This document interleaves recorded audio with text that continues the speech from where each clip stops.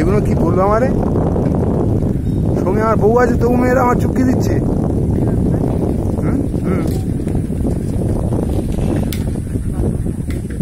না না, মেয়েগুলো আমার বলে হ্যালো, আমি তো এইদিকে না, আমার 2 লোকের ছবি তুলতেছি, ওরা আবার এরম বললো।